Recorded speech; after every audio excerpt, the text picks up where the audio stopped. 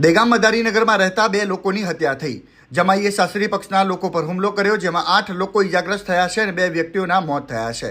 વાત જાણે એમ છે કે મૂળ દેગામ મદારીનગરનો આરોપી વનરાજનાથ મદારીને ઘણા સમયથી મૂળ કપડવંજના અને હાલ મદારીનગરમાં રહેતા તેના સાસરી પક્ષ જોડે પત્નીને લઈને બબાલ ચાલતી હતી, જેને લઈને 1 મહિના પહેલા મારામારી થઈ હતી। શાળાએ બહેનના સસરા પર હુમલો કર્યો હતો। એ સમયે દેગામ પોલીસે ગુનો નોંધ્યો હતો। આ અદાવતમાં જમાઈ અને તેના માણસો દ્વારા સાસરી પક્ષના 3 મકાનોમાં પુષ્કળ પ્રમાણે તોડફોડ કરી હતી। આરોપી કપડવંજ રહેવા ચાલી ગયા હતા। ગઈકાલે દેગામ પોલીસ સ્ટેશનમાં અગાઉના ગુનામાં હાજર થવા આરોપી સહિત 2 વાહનો લઈને 12 જેટલા લોકો આવ્યા હતા।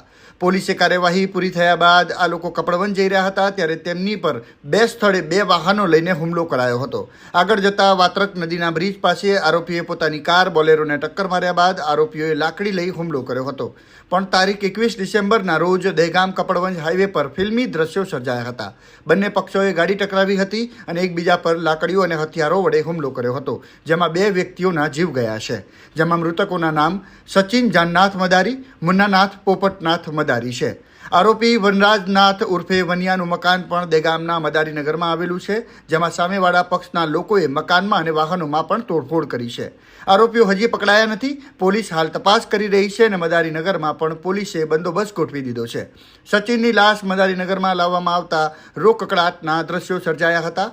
દેગામ પોલીસે 7 આરોપીઓ સામે હત્યાનો ગુનો નોંધી મદારીનગરમાં ચુસ્ત બંદોબસ્ત ગોઠવી સ્થિતિ પર કાબૂ મેળવી લેવામાં આવ્યો છે। હત્યાના મુખ્ય આરોપી સામે અગાઉ પણ સંખ્યાબંધ ગુના નોંધાયેલા છે।